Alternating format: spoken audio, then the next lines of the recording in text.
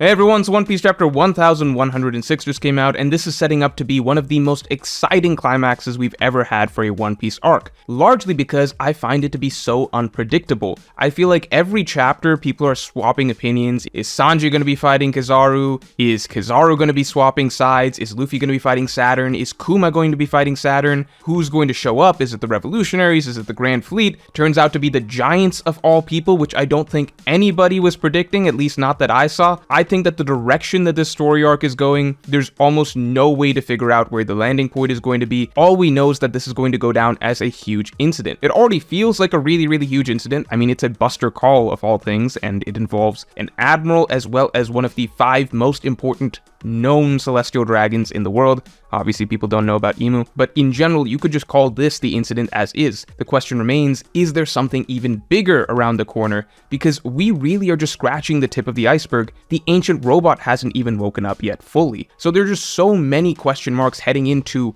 this final battle, whereas usually I think you get a pretty rough general idea of how things are going to shake out. I have no idea what the conclusion of this battle will look like. Could we see Kizaru dead? Could we see Saturn dead? Could we see Vegapunk dead? Maybe no one's dead. I hope Kuma is dead by the end of all this, but maybe no one is dead. What's Bonnie's role going down the line? Is she on the Straw Hat crew, or does she have some greater role to play now that she's in charge of all the pacifistas? So let's just break down a little bit what we got just out of this chapter, because my mind is kind of going crazy with possibilities coming out of this one. So to begin with, Bonnie being actually in charge of all the pacifistas. That is a sweet move, a very sentimental move by Oda, the idea that if Kuma passes away, right? I like the idea, I hope so Kuma passes away, but I like the idea that going forward, Bonnie will actually always still be able to rely on her father to protect her, because all the pacifistas are going to be under her command. So I feel like it's in a way the legacy that Kuma is leaving behind. I mean, the Pacifista project in itself was something that he agreed to do for the world government in order to help Bonnie. So the idea that that's not just something that was kind of like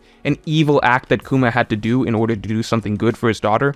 Instead, it turns out to be his final legacy that he's leaving behind for his daughter, sort of a final farewell gift, if you will. His presence will always be there with her. I think that that's a phenomenal idea. At the same time, I do think that it throws off a little bit, in my mind, the idea of the type of forces that the world government is going to be working with in the final war, because I did feel like the Pacifista, especially the modern version of the Pacifista, which are likely even stronger, much stronger very possibly, than the ones that nearly soloed the entire Straw Hat crew pre-time skip, I thought that that was a very exciting asset for the world government to have on their side. Just a lineup of who knows how many, maybe hundreds, maybe even more than hundreds of Pacifista that are each about as strong as the pre-time skip Straw Hat crew, like their entire crew. That's a very intimidating force to go up against, and it adds to the sense of stakes, I suppose, with the giant alliance of good guys going up against the world government, because everyone's going to have a lot of work to do to overcome that final hurdle, right? If all the Pacifista are going to be on the good guys' side because Bonnie's commanding them, well, it gives Bonnie a really important role in the final battle, and I wonder if that's what Oda's going for. It feels almost Tama-esque now that I'm thinking about it, the idea that one character can essentially swap the sides, very similar in the sense that it's a young girl character who can essentially swap the sides, swap the allegiances of some of the most powerful elite soldiers of the other side. I view the gifters still as a bit of a joke, but the Pacifista are still nothing to laugh at again. An individual Pacifista, prototype, pre-time skip, could nearly solo the entire Straw Hat crew. And they were out there taking care of Shichibukai, all of CP9, things like that. So, New Age Pacifista, these things are very strong, very valuable. If you just think about it for a little bit, you basically need at least, like now that the Pacifista are on the good guys' side in theory, you need to be at least probably Vice Admiral level to take out a Pacifista, just if you think about how strong they were pre-time skip and how strong they likely are with their upgrades and everything right now. So that is a huge swing over to the good guys' side in terms of assets. At the same time, the arc's not over. We have no idea what happens to the Pacifista. Anything could go down at this point. Maybe they will be used as fodder to show off some other characters. Maybe Saturn goes on a rampage just destroying the Pacifista. We have no idea. Again, that's what's making this arc so exciting for me. But Bonnie stuff, great. In terms of fights, it seems like Luffy versus Kizaru is back on the table. Luffy is specifically calling out Kizaru. Luffy comes flying in with a punch. What's interesting is that Kizaru, everyone's going back and forth.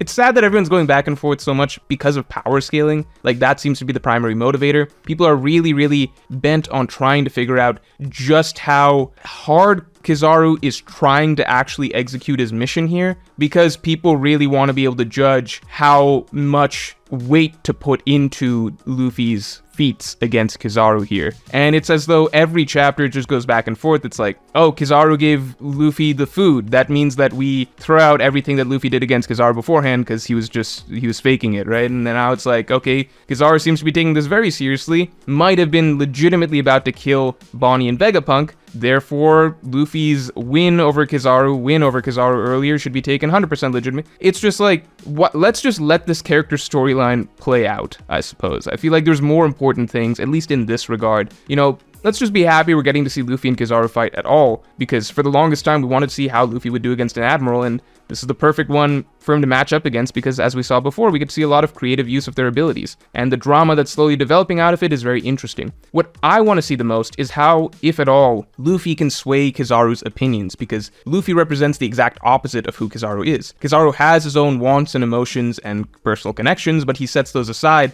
because of what he's supposed to do, because he's an obedient servant. Whereas Luffy, he is free, he is unbound, he listens and answers to no one, therefore he will always put his personal desires and his personal connections and relationships above anything else. So I would love to see how that contrast in personalities ends up playing out. And if you're enjoying this video so far, make sure to subscribe for more videos like this every week. And make sure to get your One Piece inspired clothing today in the Morge store. We have hoodies, sweatshirts, and t-shirts. And get your one-of-a-kind puzzle of all major One Piece characters. Link in the description below. Now, my bigger question is whether Luffy versus Kizaru ends up shifting over to Luffy versus Saturn. Because Saturn is, I don't know, I would just find it more exciting if the Gorosei Saturn ends up being a more significant threat than Kizaru by the end of this arc. Not just because it sets up the Gorosei as very, very intimidating figures for the final war, right? And you want Imu's final subordinates, right? The subordinates of the final boss to feel as powerful as possible. Not just for that, but just because narratively, Saturn's the one that I really hate right now. And Saturn's the one that I want to see Luffy beat up. And generally, the most hateable, big bad boss of the arc is the one that we get to see Luffy fight at the end. It would just feel like such comeuppance, such justice. It would feel symbolic. Luffy, Sun God, Nika, everything the Celestial Dragons feared, everything that the Gorosei were trying to prevent for so many years, him being the one to basically rise up despite all of their efforts and liberate the people that Saturn has been oppressing for so long, and just give him what he deserves after all this time, right? I feel like that would be very fitting, and I think it nicely sets up this train that we're on for Luffy eventually defeating Imu, because Luffy taking out one of Imu's top subordinates, it essentially sets up a more sort of personal storyline. I think it just sets up something for Luffy having to defeat the boss down the line. Kind of the same way that, you know, Luffy taking out Doflamingo, that sets Kaido's anger on Luffy in a much more personal way. Same thing that we've seen with many Luffy versus subordinates battles in the past that end up leading to Luffy taking out the big boss down the line. So it builds towards that conflict, the most important conflict in the story. So, you know, I guess we wait and see where this goes. I still am not sure that Luffy versus Kizaru will be his final matchup for this arc. And lastly, we have Dory and Broggy showing up. So Dory and Broggy showing up, again, this was the biggest surprise, obviously, for me. I did not guess it at all. I remember last chapter came out, I did a poll on stream. We ran through revolutionaries, Grand Fleet members, all of these options, Blackbeard pirates. Nobody was guessing giants. Nobody was guessing Dory and Broggy. I don't know exactly why Oda brought them in here. I really genuinely don't, because I feel like they could get to Elbaf without them, right? Unless I'm mistaken, unless I'm forgetting something, maybe they need them log post wise. They might just not have a clear connection to Elbaf outside of this, but it feels very doable just because, I don't know, Elbaf can't be that far away. Like, they split from Wano, they had 3 options. One of the 3 options was Elbaf, which to me it seems as though in that case, the Straw Hats should be in close enough proximity that they'd be able to navigate to Elbaf, but maybe I'm forgetting something with the log post system, or maybe I'm making a bad assumption about the proximity. I don't know, but it didn't seem like Oda, I feel like, could have just written that, hey, the Straw Hats have Elbaf on their radar among the 3 log post options. That's still doable. I think that he could have just said that and we would have rolled with it. I don't know why we've got Dory and Broggy here, but, you know, I'm not complaining. Like, I don't know what they're gonna do this arc. Just mess up more of the Marines' battleships or something like that. Say hi to the Straw Hats. I don't know what their role is or why they seem like a necessity. Maybe it might be something lore related, because maybe they get to see the ancient robot or something and they've got some input on that. After all, giants' lives are very long, so there might be some memory that they have from their time roaming the seas as the giant pirates of the 200 years ago incident with the robot scaling Marijua. There's a lot of possibilities here, but again, extremely hard to predict arc. So lastly, I'm going to look at 2 questions from the Voice of the People, my top tier of patrons.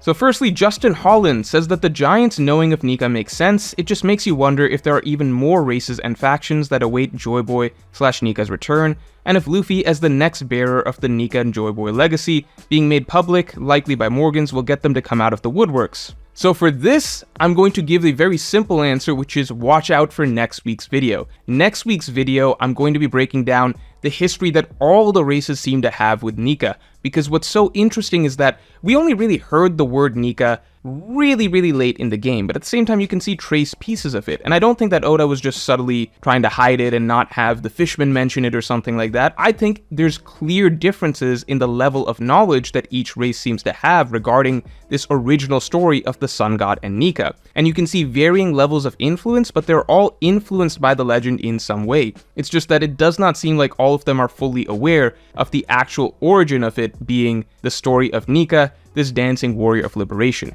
And that's what's so interesting about the One Piece world. So I'm going to be breaking down the full tapestry of how we see different varying levels of influence between all these different cultures, but at the same time, the thread that seems to be tying all of them together. Nolan Nguyen says, I thought that Saturn checked over Vegapunk's invention, especially revolving around Kuma, so I was pretty surprised that Vegapunk was able to put Bonnie above everyone in the chain of command. So it's interesting because I saw a lot of people earlier on complaining about why Vegapunk went along with this to just allow the Gorosei to be in control of these mass murdering weapons, right? Is Vegapunk stupid? Does Vegapunk just blindly trust the world government? So it's interesting that Vegapunk ultimately did not just blindly trust the world government. He did to some degree, but the thing that got him wasn't just some sort of secret plan like, oh, I'm gonna make it so that Dragon's in charge, or some sort of intentionally rebellious plan. Rather, it was an emotionally based motivation, which was just this offhand thought that he had, which was, well, what if this little girl ends up being a victim of one of the pacifista? Well, for her sake specifically, I have to make sure that that can never happen. So I'm going to put her in charge of it at the end of the day. And, Saturn checked it over, but if Vegapunk, considering he's the smartest man in the world with the brain fruit, if Vegapunk really wanted to get one past Saturn, it makes total sense that he could, right? He's just going to be a lot more advanced than Saturn with it, so whatever Saturn checked, I'm sure that Vegapunk can go one level deeper and make sure that he can implement something that even Saturn would not be able to control. So it's interesting because if Vegapunk didn't have this emotional soft spot for Bonnie, then yes, the pacifista would be 100% under Saturn's control, and Vegapunk would not have included a failsafe. He just would have actually established them as the #1 authority. But again, not through some sort of rational, calculated plan to have something supersede the Gorosei. Instead, just purely out of an emotional whim or fear or I suppose love for a child, Vegapunk decided that no, there needs to be something just in case, just to make sure that Bonnie, just to make sure that she, of all people, never ends up a victim to this. And I think that that's a very interesting idea, because again, he's the smartest man in the world, but the reason that he ultimately outsmarted Saturn or got one over Saturn is just because he had a soft spot emotionally. And I think that that's a really nice way to set things up. So that's all for this video, and I will talk to you all next week.